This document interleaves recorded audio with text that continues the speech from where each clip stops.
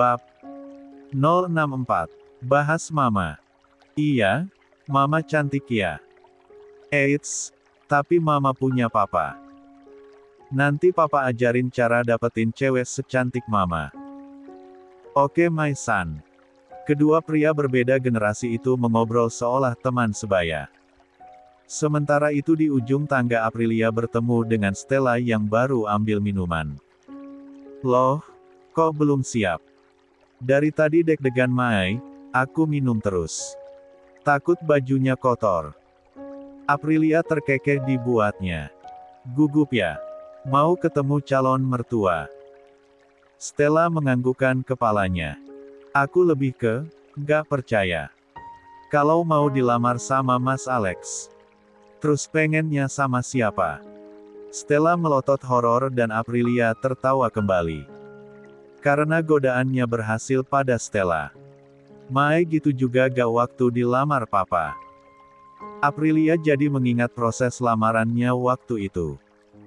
Tak ada yang dilupakannya satu bagian pun termasuk pukulan sang bapak pada wajah Boril. Jangan gugup.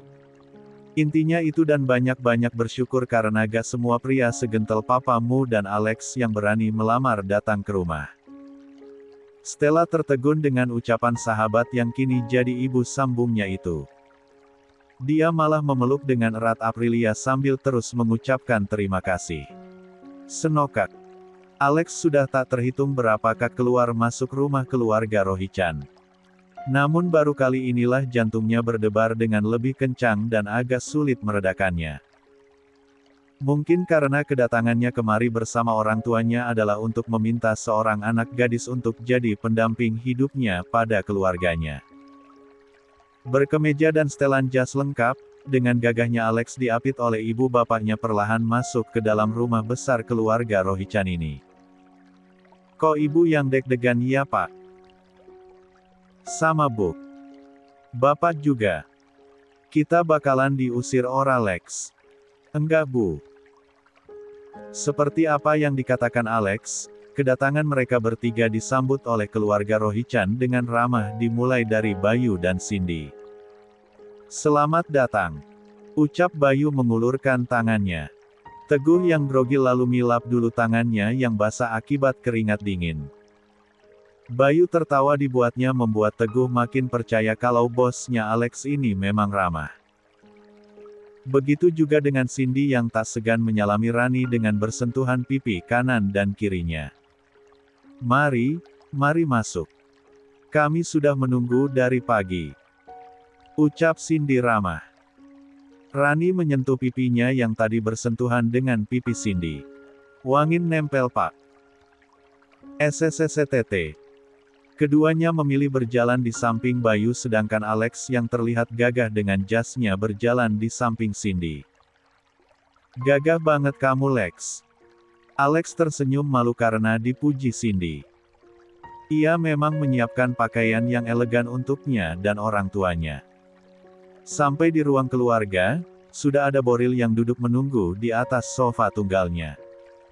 Dengan menggendong Azam di atas pangkuannya.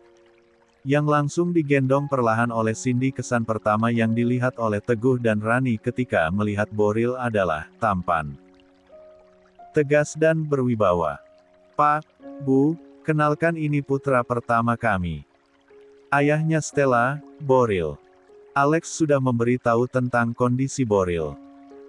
Maka dari itu dengan penuh kesopanan, Teguh dan Alex menyalami dengan datang pada Boril terlebih dahulu. Selamat datang di rumah kami. Tak terduga, pria tegas itu menyapa mereka terlebih dahulu. Rasa kagum akan keramahan seluruh anggota keluarga ini semakin dirasakan Teguh dan Rani. Apalagi saat Boril membuka obrolan sambil bertanya-tanya seputar Brebes dan sekitarnya. Bayu dan Boril merasa kalau sikap cekatan dan cerdas Alex berasal dari sang ayah yang ternyata sangat cakap dalam berbicara. Tentunya dengan menjaga sopan santunnya. Sehingga terlihat baik dalam kesan pertama pertemuan mereka. Setelah sekitar 15 menit mengobrol, dari arah tangga terlihat Stella turun ditemani Aprilia. Stella mengenakan pakaian yang dibelikan Alex malam itu dengan make-up minimalis yang sangat pas di wajahnya. Rasa haru dan kagum menyelimuti hati Alex kala melihat gadis pujaannya terus tersenyum turun seperti dari tangga hayangan. Sangat cantik bak bidadari sampai tak terasa dia mengucapkan kata "Perfecto." Stella tersenyum geli sedangkan bapak dan ibunya malu melihat Alex hampir menetes air liurnya. Boril sendiri tentu fokus pada separuh jiwanya yang sudah mengganti pakaian dan gaya rambutnya kini. Boril mengedipkan matanya membuat Aprilia balas mengedip pada suaminya. Tibalah dua wanita cantik itu ke tengah-tengah mereka. Rani Mariati yang sangat kagum pada kecantikan dua wanita tersebut langsung memujinya. Pantesan anaknya cantik-cantik. Wong bapaknya juga ganteng kayak Shah Rukh Khan. Dan seketika suasana di ruangan itu pun jadi horor seiring perubahan pada wajah Boril. Pernah lewat tempat sepi atau kompleks kuburan pada malam hari? Apa yang Anda rasakan? Seram. Bulu kuduk berdiri. Merinding seluruh tubuh. Atau gemetaran. Nah, hal itu pula lah yang kini tengah dirasakan oleh Alex Prakoso saat mendengar nyanyian ibunya. Suasana horor nan mencekam tiba-tiba terasa di ruangan keluarga ini. Hawa dingin merasuk di tengkuknya. Alex tak bisa bersuara sedikitpun. Tiba-tiba ia terkena serangan gagap mendadak. Hanya bisa menggelengkan kepalanya saja dengan wajah cemas seolah Tuan Takur akan menelannya hidup-hidup sekarang. Alex tak berani menoleh pada calon mertuanya tersebut karena percayalah, seseram-seramnya Tuan Takur, dia cuma tokoh dalam film. Nah, si Shah Rukh Khan cabang Mandailing Jerman ini sungguh lebih menyeramkan dari Tuan Takur. Karena jika Yang Mulia sudah marah, bukan hanya gaji yang tak keluar bulan ini. Bisa-bisa acara lamaran pun dibatalkan gara-gara sang ibu bilang kalau istrinya Pak Bos adalah anaknya juga. Duh, Bu. Kalau jujur lihat-lihat tempatlah. Boril Fabian Rohichan atau nama lainnya adalah pendekar Raja Wali Sakti, alias Shah Rukh Khan alias Fernando Jose alias jelmaan Kim Jong-un dan Vladimir Putin adalah tipe orang yang tak boleh disinggung sedikitpun. Bayu dan Cindy terkekeh menahan geli begitupun Stella. Bagaimana mungkin Aprilia juga dianggap anak Boril? Ya, memang dilihat dari segi manapun Aprilia tetap masih remaja dan seumuran Stella meski baru saja melahirkan. Mereka ingin tertawa namun diurungkan melihat wajah Boril yang merah menahan amarah sudah seperti kepiting rebus. Sedangkan Rani dan Teguh malah heran kenapa tiba-tiba saja suasana berubah tanpa alasan yang jelas. Lama mereka dalam situasi tegang seperti itu sebelum akhirnya tawa cantik Aprilia memecahkan keheningan. Membuat yang lainnya ikut menoleh dan terpesona pada wajah cantik yang kini memerah karena tawanya. Aprilia lalu mengulurkan tangannya pada Rani. "Selamat datang di rumah kami, Bu. Perkenalkan, saya mamanya Stella." Rani dan Teguh melotot karena terkejut dengan apa yang dikatakan oleh wanita cantik bernetra abu tersebut. Bayu dan Cindy akhirnya tak bisa menahan tawa mereka. Yang ini istrinya Boril. Yang sebelahnya barulah Stella, calonnya Alex. Terang Cindy membuat calon besannya itu malu tak terkira. Sampai melotot pada Alex karena tak memberi tahu sebelumnya. Mereka kan jadi tak enak hati pada Shah Rukh Khan. Niat hati ingin memuji parasnya yang tampan dan rupawan malah mempermalukannya. "Maaf Bu." "Maaf Pak, kami tidak tahu," tutur Rani malu setengah mati. Aprilia lagi-lagi tersenyum. "Jangan minta maaf. Ternyata istrinya Pak Boril masih muda. Cantik sekali." Aprilia tersenyum lagi. Ingatkan dia untuk meredam amarah suaminya yang nampaknya makin naik darah itu. Aprilia menyenggol lengan Stella agar gadis yang berdiri di sampingnya itu menyalami calon mertuanya. Stella sampai kaget sendiri karena fokus menertawakan ayahnya. "Stella, Sebutnya memperkenalkan diri sambil bersalaman dengan orang tuanya Alex. Cantik banget ya Pak, kayak bintang film. Stella tersipu malu dibuatnya. Matanya melirik pada Alex dan pria itu masih terlihat takut-takut meski memaksakan senyumnya. Setelah selesai bersalaman dengan calon besannya, Aprilia mengambil azam dari gendongan Cindy lalu duduk di samping suaminya. Yang masih masam tak berniat merubah ekspresi wajah sedikitpun. Aprilia mencolek bahu Boril agar menoleh ke arahnya. Boril pun melirik sang pujaan hati yang kini sedang tersenyum manis padanya sambil mengerucutkan bibir. Mengirimkan kecupan manis padanya. Boril berdebar. Istrinya makin pandai menggoda dari hari ke hari. Lihat kan kalau mereka ini serasi sekali. Sebagai suami istri, ibunya Alex mesti diberi kacamata oleh Boril. Enak saja bicara sembarangan. Tar. Pembicaraan pun berlanjut ke arah yang lebih serius. Seluruh anggota keluarga tengah berkumpul dan Teguh Slamet selaku orang tua Alex bersiap menyampaikan maksudnya. Pertama izinkan saya memperkenalkan diri sebagai orang tua dari Alex Prakoso yang mana dalam hal ini mempunyai maksud dan tujuan atas kedatangan kami yang mungkin merepotkan Bapak dan Ibu serta keluarga. Teguh sudah menyiapkan diri sedari semalam. Tak boleh gugup bicara dengan orang-orang penting dengan keadaan yang jauh di atas mereka. Teguh ingin meskipun mereka berasal dari desa namun tak membuat malu dengan salah bicara atau mengatakan hal yang nantinya akan membuat keluarga Rohichan hilang respek pada mereka dan Teguh berharap insiden tadi tak membuat ayahnya Stella tersinggung. Dalam kesempatan ini kami bermaksud meminang putri Bapak Boril, untuk putra kami yang bernama Alex Prakoso. Stella menunduk malu dibuatnya. Sambil terus berpegangan tangan dengan Cindy karena Aprilia sedang berada di samping suaminya untuk menenangkannya. Begitu kiranya maksud dan tujuan kami kemari. Kiranya Bapak dan Ibu bersedia untuk mempertimbangkannya. Boril cukup terkesan akan kesopanan orang tua Alex ketika melamar putrinya dan sebagai orang tua dia jelas harus menyampingkan egonya. Sekilas dia melihat ke arah sang putri yang hari ini terlihat sangat cantik dengan gaun berwarna hijau. Tampak seperti putri-putri kerajaan. Dengan wajah berseri-seri nampak kalau aura kebahagiaan terpancar jelas di wajahnya. Entah mengapa tiba-tiba saja rasa haru hadir di hatinya. Stella, putri pertamanya telah dewasa dan kini akan dipinang orang dan nanti tidak akan menjadi miliknya lagi. Akan menjadi milik suaminya dan akan memiliki kehidupan yang baru. Rasanya baru kemarin Stella masih belajar berjalan. Rasanya baru kemarin ia pulang pergi mengantarnya ke sekolah.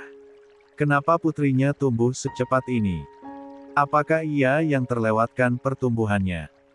Apakah ia terlalu sibuk dengan dunianya hingga tak terasa waktu berjalan begitu cepat dan kini putrinya dilamar orang? Sapaan halus tangan Aprilia di tangannya membuat Boril terjaga dari lamunan. Semua orang kini menanti keputusannya. Boril mengambil nafasnya dalam lalu menghembuskannya perlahan. Stella. Merasa namanya dipanggil, Stella pun menoleh pada Boril. Ini ada keluarga baik yang datang meminangmu. Apa kamu bersedia menerima putra mereka sebagai pasanganmu? Tak ada yang tak terkejut dengan ucapan Boril. Bukankah seharusnya dialah yang menentukan keputusan? Kenapa harus bertanya dulu pada Stella? Sadar kalau ia tengah jadi pusat perhatian sekarang, Boril kembali melanjutkan ucapannya. Saya selalu bilang kepada putri saya, jangan menikah karena perjodohan dan jangan menikah karena terpaksa. Dua-duanya tidak akan berakhir dengan baik. Saya bisa saja menerima atau menolak lamaran ini. Tapi yang menjalankannya adalah putri saya. Jika dia bersedia maka saya selaku orang tua akan merestuinya. Begitu juga sebaliknya jika dia menolak maka saya pun akan mengikuti keputusannya. Stella tak kuasa menahan tangisnya. Begitu juga dengan Bayu dan Cindy yang semakin bangga dengan putra mereka. Dia telah mengambil banyak hikmah kehidupan sehingga bisa sebijak ini dalam mengambil keputusan. Gimana Stel? Stella menghapus air matanya. Ia melirik pada Alex yang sama terharunya. Berharap agar wanita cantik itu menerima lamarannya. Kemudian Stella pun menoleh pada Cindy yang kini menangkup wajah cantiknya. Kamu menerima lamarannya Alex sayang.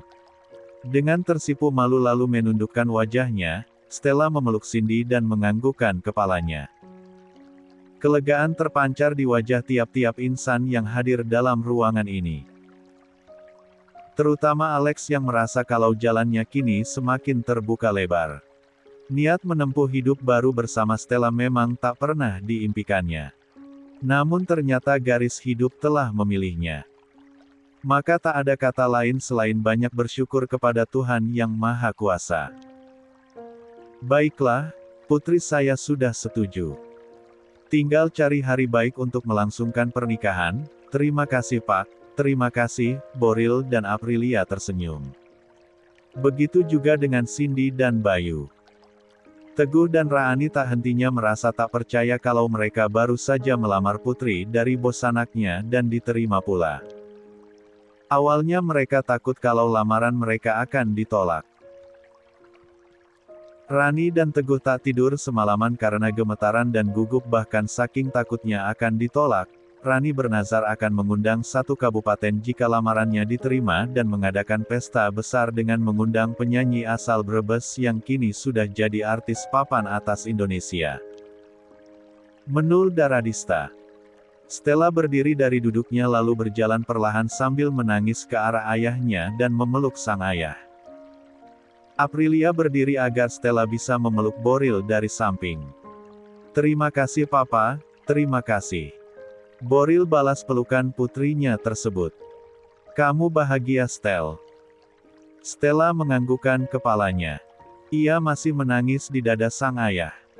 Semoga selalu bahagia nak. Papa, belum bisa membahagiakan kamu. Semoga Alex selalu bisa membuatmu tersenyum. No Papa. Papa adalah ayah terbaik di dunia. Aku selalu bangga sama Papa. Yure Reni Veslov. Gak akan pernah terganti. Tangis Stella makin kencang di pelukan ayahnya. Membuat Boril tak sadar pun meneteskan air matanya. Mampukah ia berjalan nanti mempersiapkan pernikahan sang putri? Boril menangis kini. Ia ingin menjadi ayah yang sempurna bagi sang putri. Mampukah ia? Kesedihan bercampur kebahagiaan itu terlihat sangat mengharukan bagi setiap pasang mata yang melihatnya. Pada saatnya sang Casanova itu akan menjadi seorang ayah, dan kini ia akan melepaskan putrinya pada orang yang meskipun sering berdebat dengannya namun Boril yakin bisa membahagiakan putrinya. Aku gak ngangka bisa nikah sama Mas Alex. Aprilia tertawa ketika Stella yang terus mengajaknya mengobrol meski hari telah larut malam. Sesuai kesepakatan dari musyawarah yang diambil bersama, maka pesta pernikahan akan diselenggarakan 1 bulan lagi. Orang tua Alex sudah pulang sedari sore dan Alex lah yang mengantar mereka. Untuk besok kembali lagi ke Jakarta karena ia harus kembali bekerja. Gimana rasanya dilamar? Gak bisa dijabarin Mai, gak bisa dijelasin. Aku deg-degannya sampai sekarang tahu. Aku gak ngangka ya. Jodoh itu ternyata dekat. Kok bisa kamu sama Mas Alex? Ya, itulah. Aku juga gak tahu. Aku cuma iseng godain dia. Tahunya keterusan dan sering kepergok. Jadinya gitu deh. Aprilia memicingkan matanya. Gak ada yang kebetulan. Pasti ada sesuatu yang bikin kamu gak bisa lepas dari Alexia. Hayo ngaku. Seorang Stella yang bertahun-tahun mencintai Dion kok bisa tiba-tiba aja berubah haluan. Aku gak percaya kamu mau aja dijodohin cuma gara-gara kepergok doang. Stella tersenyum malu-malu. Memang susah membohongi ibu sambungnya ini. Mereka bersahabat selama lebih dari 10 tahun. Sudah jelas Aprilia lebih mengerti dirinya. Kini keduanya tengah bicara di kamar Stella sambil tiduran di atas kasurnya. Seperti masa-masa Aprilia gadis dulu. Sebenarnya ada hal lain sih Mai. Apa? Tapi aku malu. Sejak kapan kamu malu sama aku? Tapi Mai jangan bilang siapa-siapa ya. Aprilia antusias lalu menganggukkan kepalanya. Mas Alex itu, agreat Kiser.